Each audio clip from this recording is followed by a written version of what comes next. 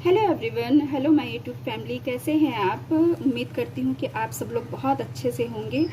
और आज जो 16 श्राद्ध चल रहे थे दोस्तों, आज उसका लास्ट डे है। आज के दिन ये पितृ विसर्जनीय अमावस्या है और इसके साथ साथ आज जो हम 16 दिन श्राद्ध करते चले आ रहे थे, आज उसका लास्ट डे है। आज के दिन हमारे पितृ देवता, जितने भी पितृ देवता धरती पर आते हैं, वो सब के सब विदा हो जाते हैं और पितृलोक में वापस चले जाते हैं। तो आज उनकी विदाई में हमें किस प्रकार क्या करना है, कैसे भोजन निकालना है, और अगर भोजन हम नहीं निकाल सकते हैं तो सीधा कच्चा अनाज हम किस तरह से निकालें, ये मैं आपको बताऊंगी। और इसके साथ साथ दोस्तों, आज शनिवार की अमावस्या है, यानी शनिश्री अमावस्या है। तो इससे रिलेटेड भी काजल का एक उपाय मैं आपको दूंगी, जो अचूक उपाय है। यदि आप इसको करते हैं तो आपको इसका 100% रिजल्ट दिखाई देगा, क्योंकि दो कारण हो गए हैं। एक तो आज अमावस है, दूसरा आज शनिवार की अमावस है, और तीसरी चीज दोस्तों, आज सूर्य ग्रहण भी लग रहा है। तो ये तीनों तिथियों का संयोग अगर हो जाता है तो उस तिथि पर जब हम कोई कार्य करते हैं तो वो कार्य हमारा बहुत जल्दी फलीभूत होता है और उसके रिजल्ट्स हमको बहुत जल्दी दिखाई पड़ते हैं। इसके साथ साथ दोस्तों, आप भोजन किस प्रकार निकालें और पंचबली क्या होती है, इसके बारे में भी आज की वीडियो में मैं आपको फुल जानकारी दूंगी। तो दोस्तों, वीडियो को स्किप ना करिएगा, नहीं तो आपको पूरी जानकारी नहीं हो पाएगी और अधूरी जानकारी होने से कार्य पूर्ण नहीं हो पाते। इसलिए आप पूरा वीडियो वॉच कीजिएगा। और दोस्तों, आज बहुत जल्दी में मैंने सब काम किया है। वैसे मैं रात के समय में ही वीडियो एडिट करती हूँ, लेकिन आज का जो भोग प्रसाद निकालना था उसको रात में पहले से करके नहीं रखा जा सकता था, इसलिए जस्ट अभी अभी मैंने पूजा की है और बस फिर मैं वीडियो एडिट करने लगी हूँ कि आप लोगों को मैं तुरंत ये जानकारी दे दूँ, क्योंकि अमावस आज ही है और ये जानकारी आप तक पहुंचनी भी बहुत ज़रूरी थी। तो दोस्तों, चलिए अब मैं वीडियो शुरू करती हूँ। तो दोस्तों, सबसे पहले यदि आप भोजन की व्यवस्था नहीं कर पा रहे हैं तो इस प्रकार से आप कच्चा अनाज, जिसे हम सीधा कहते हैं, ये अपने पितरों के निमित्त आज के दिन ज़रूर निकालें। इसमें फल होने चाहिए, उड़द की दाल होनी चाहिए, चावल होनी चाहिए, आटा होना चाहिए, और सबसे ज़रूरी चीज़ है दोस्तों कि इसमें ये काले तिल आप ज़रूर रखें, इसमें नमक ज़रूर रखें, और दोस्तों इसके साथ ही साथ आप इसमें दक्षिणा भी रखें, क्योंकि जब तक आप दक्षिणा अर्पित नहीं करते हैं दोस्तों, तब तक आपका जो भी आप कार्य कर रहे हैं, दान पुण्य आपका पूरी तरह से सफल नहीं हो पाता है। इसलिए दक्षिणा भी इसमें रखें। आपके घर में यदि कोई मांगने वाला याचक आता है, कोई मांगने वाला ब्राह्मण आता है, तो आप इसे उसको दे दें। और अगर कोई नहीं आ रहा है आपके घर में लेने के लिए, तो आप इसे पूरा एज इट इज़ उठा करके ले जाएं और मंदिर में दे आएं। इसके बाद दोस्तों, ये काम आपने कर लिया और इसके बाद आपको भोजन की एक थाली निकालनी है। दिखाती हूँ दोस्तों आपको, भोजन की एक थाली आपको इस प्रकार से निकालनी है। ये देखिए दोस्तों, ऐसे आपको ये भोजन निकालना है आज के दिन। और इस भोजन में आपको क्या क्या चीज़ें निकालनी है दोस्तों, ये खीर है, ये दही बड़ा है, और इसके साथ साथ एक सूखा बड़ा ऐसा बनाकर आप ज़रूर रखिएगा। और ये बिना लहसुन प्याज की सब्जी है, बिल्कुल साफ़ शुद्ध भोजन मैंने बनाया है और इसे अपने पितृ देवता को मैं भोग भी लगा चुकी हूँ। आप लोग भी इस प्रकार थाली निकाल करके अपने पितृ देवता को भोग ज़रूर लगा दीजिएगा। फिर इसके बाद दोस्तों, अब मैं बताती हूँ आपको कि पंचबली कैसे की जाती है। पंचबली का भी बहुत महत्व है दोस्तों। जब आप इस प्रकार भोजन निकालते हैं तो आज लास्ट डे है। अगर इन 16 दिनों में आपसे कोई भूल चूक हो गई हो, कोई कमी रह गई हो, तो इस तरह से यदि आप कार्य करते हैं, पंचबली निकाल देते हैं, तो वो आपकी सारी भूल चूक माफ़ हो जाती है और आपका ये जो दान पुण्य है ये पूरी तरह से सफल भी होता है। तो दोस्तों, पंचबली कैसे निकालनी है, ये देखिए, इस प्रकार 2 पुड़ियाँ ले लीजिए, उसको बीच से ऐसे तोड़ लीजिए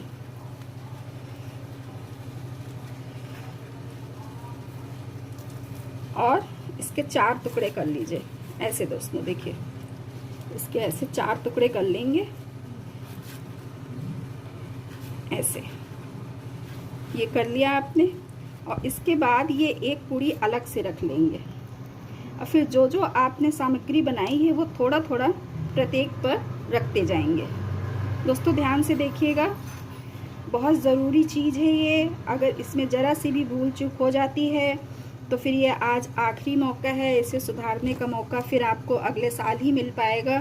तो कोशिश ये करिए कि आपसे कोई भूल चूक ना हो, और हो भी जाए तो जाते जाते अपने पितृ देवताओं से माफ़ी ज़रूर मांग लीजिएगा।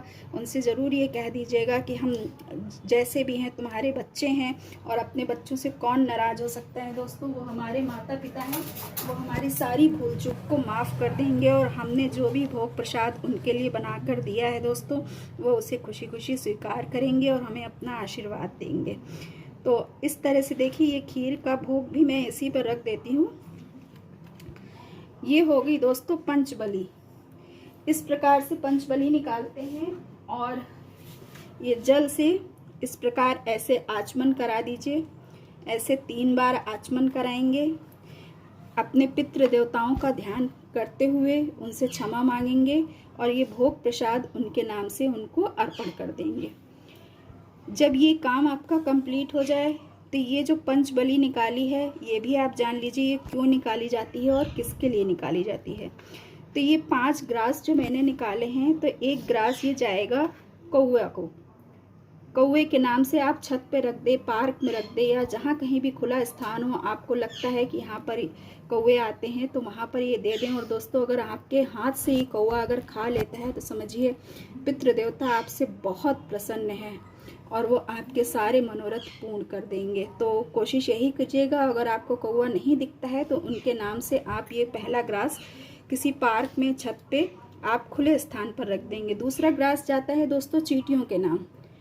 चींटियों में भी पूर्वजों का अंश माना जाता है, तो चींटी का भी भोग प्रसाद निकाला जाता है। तो आप चींटियों के नाम से भी ये दूसरा ग्रास निकालें। तीसरा ग्रास जाता है दोस्तों ये गौ माता के लिए, क्योंकि गौ माता में समस्त देवी देवताओं का निवास माना जाता है। अगर आप गौ के नाम से ये ग्रास निकाल देते हैं तो आपके पितरों को आपके द्वारा निकाला गया ये भोग उनको प्राप्त हो जाएगा। और चौथा ये जो निकाला है मैंने, इसको आप कुत्ते को अर्पित कीजिएगा। कुत्ते में भी पितृ देवताओं का ही कुछ अंश विद्यमान होता है, और जो कुछ भी आप कुत्ते को प्रदान करते हैं तो सीधा आपके पितृ उसे स्वीकार कर लेते हैं। तो ये 4 चीज़ें ये हो गई। और इसके साथ साथ ये 5वां जो मैंने निकाला है, ये जो जीव आत्मा है उसके नाम से निकाला है। इसको आप चौराहे पर रखवा दीजिएगा। और साथ साथ ये पानी का तो आप विशेष ध्यान रखिए, सिर्फ भोजन से काम नहीं चलेगा दोस्तों, उसके साथ साथ आपको जल भी देना होगा। बहुत से लोग ऐसे होते हैं कि भोजन तो दे देते हैं लेकिन पानी नहीं देते हैं, तो इससे हमारे पितृ देवता प्यासे रहते हैं। और फिर साल भर 1 साल के बाद ये मौका आता है दोस्तों, तो आप इसको अपने हाथ से जाने मत दीजिएगा। कैसे भी करके आप अपनी तरफ से पूरी कोशिश कीजिएगा कि आपसे कोई गलती ना होने पाए। ये काम हो गया आपका।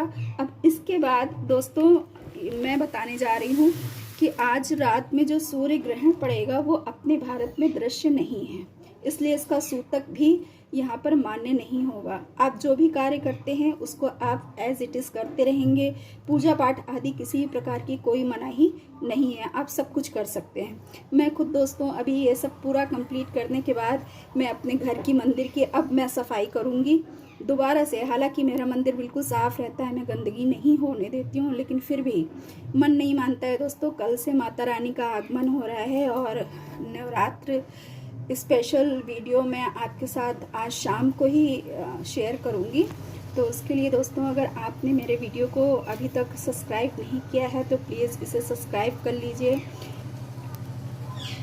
दोस्तों आज सूर्य ग्रहण भी है और ये भारत में दृश्य नहीं है, तो इसका सूतक भी भारत में मान्य नहीं होगा। आप जैसे पूजा पाठ करते हैं एज इट इज़ आप उसको वैसे ही कंटिन्यू करते रहें। और मैं खुद दोस्तों अभी मैंने इस सब कार्यक्रम को पूरा किया है। अब इसके बाद मैं अपने मंदिर की सफाई भी करूँगी, और फिर कल तो माता जी का आगमन हो ही रहा है, तो आज अभी से इतनी व्यस्तता हो गई दोस्तों, तो जो शाम वाली वीडियो आ रही है तो उसे आप प्लीज़ ज़रूर देखिएगा। उसमें नवरात्रि स्पेशल माता जी की स्थापना कैसे करें, कलश स्थापना कैसे करें, आसान पूजा विधि, और इसके साथ साथ मैं आपको बहुत सारे ऐसे टिप्स दूंगी जिससे आप माता रानी को शीघ्र प्रसन्न करके उनका आशीर्वाद प्राप्त कर सकें। तो दोस्तों चलिए आज मैं बताती हूँ, जो ये सूर्य ग्रहण है, हालांकि इसका हमारे ऊपर कोई प्रभाव नहीं पड़ेगा, लेकिन फिर भी यदि अगर इसका कुछ प्रभाव पड़ता भी है तो इस दोष से बचने के लिए आप ये देखिए, ये गेहूं है दोस्तों। इस गेहूं को आप अगले दिन, यानी कि आज आप निकाल कर रख लीजिए और अगले दिन आप इसको मॉर्निंग में नहाकर दान कर दीजिएगा। सूर्य की जितनी भी चीज़ें होती हैं दोस्तों वो लाल होती हैं, इसलिए लाल वस्तु में ये गेहूं और गुड़ ये सब चीज़ें आ जाती हैं, तो आप इसका दान भी ज़रूर कर दीजिएगा। और इसके साथ साथ दोस्तों अब मैं बताने जा रही हूँ, ये काजल है। आज शनिश्री अमावस है, जैसा मैंने आपको पहले भी बताया कि आज शनिश्री अमावस है। इसके साथ साथ श्राद्ध की अमावस है। तीसरी चीज़ दोस्तों, आज सूर्य ग्रहण भी है, तो ये तीनों संयोग एक साथ हो रहे हैं, तो इस एनर्जी का हमें भरपूर उपयोग करना चाहिए। तो वो एनर्जी का हम कैसे यूज़ कर सकते हैं, तो दोस्तों पहले कारण जान लीजिए कि हम ये क्यों कर रहे हैं, किस लिए कर रहे हैं। तो दोस्तों कभी कभी हमें ऐसा लगता है कि हमारा मन भारी भारी सा है, किसी काम को करने में मन नहीं लगता है, हमें ऐसा लगता है कि हम नेगेटिव एनर्जी हमारे ऊपर अपना असर कर रही है, कि हम उसके संपर्क में हैं, या इविल आई हमें लग रहा है कि किसी ने हमारे ऊपर नज़र लगा दी है, या बच्चे चिड़चिड़े हो गए हैं, उनका पढ़ाई में मन नहीं लगता है, खाना नहीं खाते हैं, या कोई घर में ऐसा व्यक्ति है जो काफ़ी लंबे समय से बीमार चल रहा हो। तो आज का दिन दोस्तों सबसे ज़्यादा बेस्ट है, आप इस रेमेडी को ज़रूर अप्लाई करें। ये और उपायों में से नहीं है दोस्तों कि असर ना करे या इसको करने में आपका समय और एफर्ट ज़्यादा लगे। ये बहुत ही आसान तरीका है दोस्तों, आप आसानी से अपनी इस नेगेटिव एनर्जी को रिमूव कर सकते हैं और पॉजिटिव एनर्जी को आप जो है अट्रैक्ट कर सकते हैं। तो करना क्या है दोस्तों, मैं बता देती हूँ आपको। ये काजल है दोस्तों, और फिर मैं बता रही हूँ दोस्तों, ये काजल जैसे मैंने अभी इसका रैपर निकाला है, इसको ओपन करने जा रही हूँ। तो ये काजल दोस्तों आपको बाज़ार से न्यू ही लेकर आना है। आपके घर में जो इस्तेमाल हो रहा है काजल, वो आप इस्तेमाल नहीं करेंगे, ये मार्केट से आप न्यू काजल लेकर आएंगे। दूसरी चीज़ दोस्तों, जो व्यक्ति आपका बीमार है या जो बच्चा चिड़चिड़ा हो गया है, खाना नहीं खाता है, उसका पढ़ाई में मन नहीं लगता है, या आप स्वयं आपको ऐसा लगता है कि आपके ऊपर कोई नेगेटिव एनर्जी है जो आपको परेशान कर रही है, या दोस्तों आपको ये लग रहा है इसके साथ साथ कि आप सब कुछ सही होते हुए भी आपका किसी भी काम में मन न लगना, कोई बीमारी नहीं है तो भी आपका एकदम मन थका थका रहना, शरीर में दर्द बना रहना या उबासी आना, तो उसके लिए दोस्तों ये अचूक उपाय है। करना क्या है दोस्तों, ये काजल की डिब्बी ले लीजिए और ये उपाय आप शाम के समय में सूर्यास्त के बाद ही करेंगे।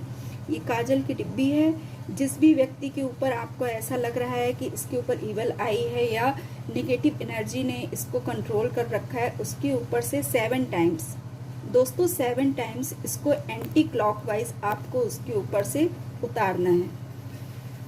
उतारने के बाद आप इसको ऐसे मुट्ठी में लेकर के, ऐसे मुट्ठी में बांध कर ही आप उसको एंटी क्लॉकवाइज ऐसे उतारेंगे। और उतारने के बाद दोस्तों आप इसको पीपल के वृक्ष के नीचे या शमी पेड़ की जड़ में ले जा कर के इसको दबा दें। इसके अलावा दोस्तों अगर सब कुछ ठीक है, आपको घर ही में लगता है कि आपके घर में नेगेटिव एनर्जी आ गई है, तो दोस्तों इसके लिए आपको ये पूरे घर में घुमाते हुए एंटी क्लॉकवाइज घुमाइए और अपने मेन गेट से बाहर होते हुए चले जाइए और पीपल के वृक्ष में या शमी के वृक्ष के नीचे इसको आप दबा दीजिए। घर वापस आ जाइए, हाथ मुँह धोइए, अगर नहा सकते हैं तो नहा लीजिए।